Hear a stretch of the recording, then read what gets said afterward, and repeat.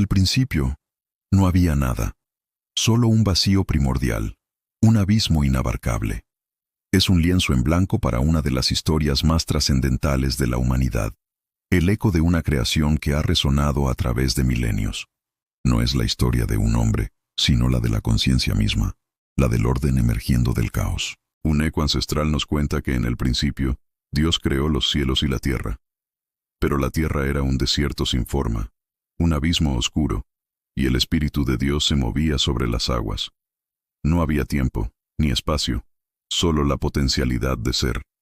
La primera orden fue un mandato, una voz que resonó en la nada absoluta, y la voz dijo, «Hágase la luz», y la luz fue, y Dios vio que la luz era buena, y separó la luz de la oscuridad, y a la luz la llamó día, y a la oscuridad la llamó noche. Fue el primer acto de división, la creación de la dualidad, el primer ritmo del universo. Una vez que el orden fue establecido, el siguiente paso fue el de dar forma. Luego, una voz habló de nuevo. Haya una expansión en medio de las aguas, para que separe las aguas de las aguas. Y el firmamento se formó, una cúpula azul que separó las aguas que estaban debajo de las que estaban encima. Un lienzo para los astros que vendrían. El siguiente mandato fue el de la tierra.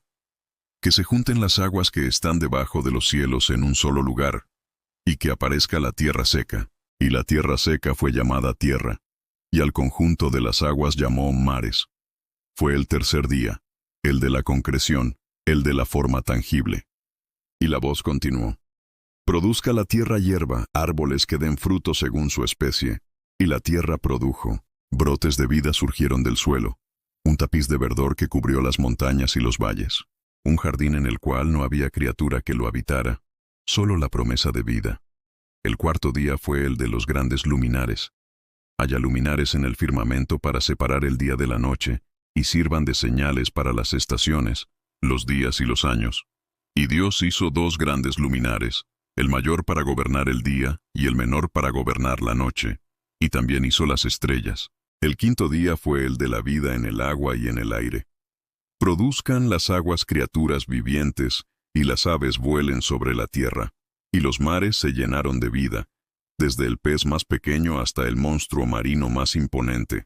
Y el aire se pobló de aves, con sus cantos y sus vuelos, y el sexto día fue el de la vida en la tierra.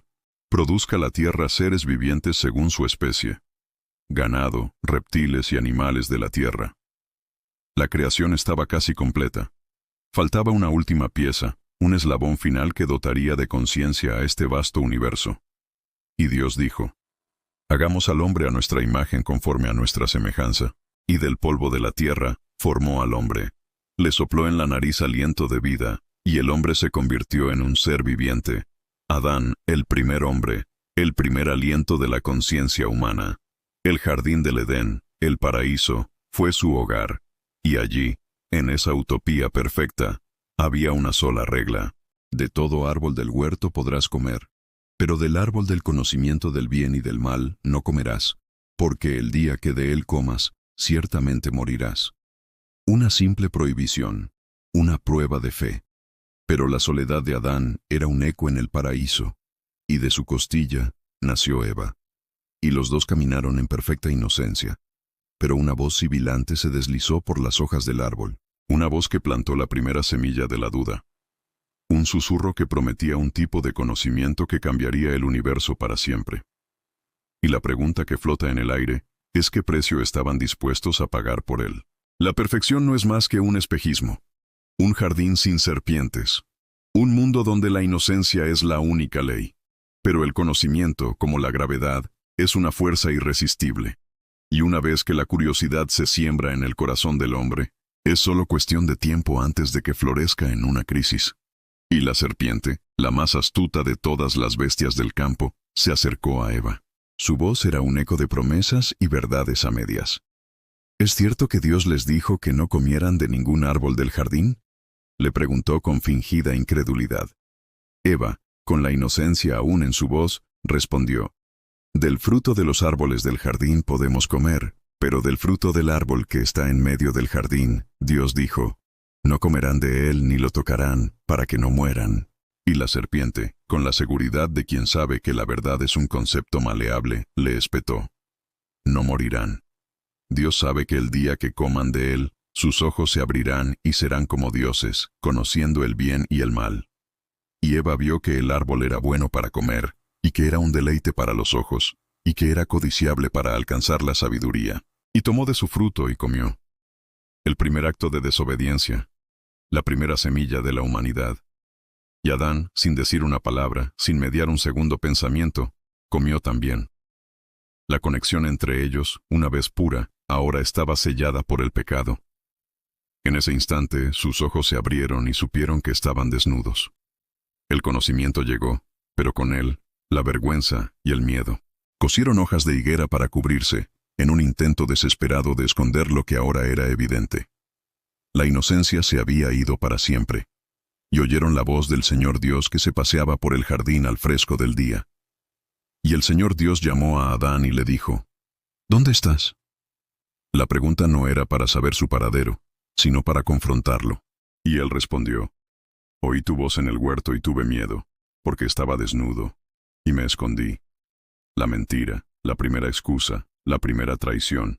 Y Dios le dijo: ¿quién te hizo saber que estabas desnudo? ¿Acaso has comido del árbol del que yo te mandé no comieras? Y el hombre respondió: la mujer que me diste por compañera me dio del árbol, y yo comí. Y el Señor dijo a la mujer: ¿qué es lo que has hecho? Y la mujer respondió: la serpiente me engañó, y comí. Y Dios les impuso una sentencia: la serpiente arrastrándose sobre su vientre, la mujer con dolores en el parto y bajo el dominio del hombre, el hombre trabajando la tierra con el sudor de su frente. Y luego vino el exilio, la expulsión del jardín del Edén, el paraíso que los había acogido y que ahora se les negaba. La humanidad, con su primera decisión, había elegido el conocimiento sobre la inocencia, y con ello, el dolor, el sufrimiento y el arduo trabajo. Pero, ¿qué pasa cuando la envidia entra en la sangre? ¿Qué sucede cuando el primer hijo del hombre se enfrenta a su hermano en una lucha de celos? ¿Será la historia de la humanidad una repetición interminable de esta caída? ¿O hay una redención posible?